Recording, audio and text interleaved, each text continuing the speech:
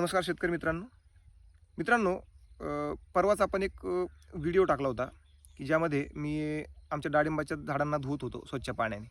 तर काही शेतकरी मित्रांना प्रश्न पडला की हे का करताय? जर धूळ पानावर राहिली तर काय होईल?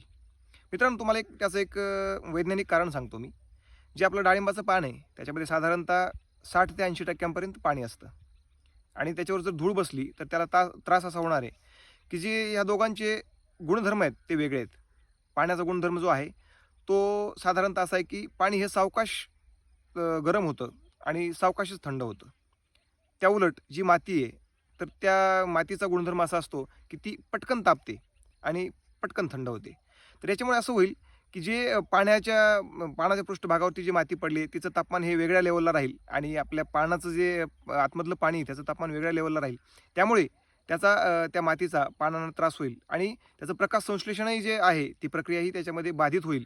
हे दोन्ही कारणं होतील आणि चिकट जे आहे आमच्या पानावरती किंवा प्रत्येकाच्या डाळिंबात सध्या पानावरती चिकट स्राव झालेला ना, त्याच्यामुळे ती माती त्यावर चिटकून बसली आहे आणि त्याचा त्रास होईल. मित्रांनो, मध्यंतरीच दिल्ली सरकारने त्यांच्या नगर निगमला एक आदेश दिला होता, की तुम्ही जे रस्त्याच्या कडेची झाडं आहेत, त्यांना हाय प्रेशरने धुवून काढा. म्हणजे याच्यामधलं एक वैज्ञानिक तेच कारण आहे, की त्यांचे गुणधर्म वेगळे आहेत आणि ती धूळ पानांना त्रास देते मित्रांनो.